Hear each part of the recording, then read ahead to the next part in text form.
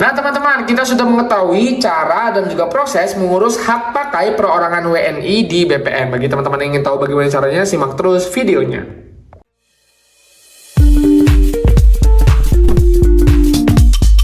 Video ini dipersembahkan oleh Radar Edukasi, berbagi wawasan menambah pengetahuan. Halo teman-teman, kembali lagi bersama saya di Radar Edukasi. Nah, pada kesempatan kali ini, teman-teman, saya akan bagikan informasi dan juga cara ataupun proses untuk mengurus hak pakai perorangan WNI di BPN. Nah, hak pakai ini adalah hak untuk menggunakan atau memungut hasil dari tanah yang dikuasai langsung oleh negara ataupun tanah milik orang lain. Nanti hak ini diberikan dalam jangka waktu tertentu dan juga tanahnya itu sedang dilakukan atau dipergunakan untuk keperluan tertentu. Nah, untuk caranya itu pertama teman-teman harus menyiapkan dokumen-dokumennya. Nah, dokumennya antara lain yang pertama teman-teman harus menyediakan formulir permohonan yang sudah teman-teman isi. Nanti itu bisa langsung diminta kepada BPN dan harus ditandatangani di atas materai.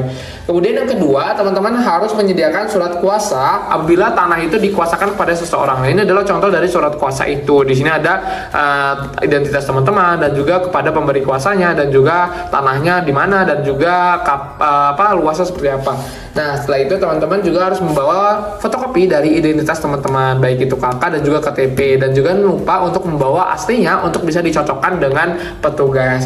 Nah, kemudian teman-teman juga harus membawa fotokopi akte pendirian dan juga pengesahan badan hukum yang telah dicocokkan dengan aslinya oleh petugas.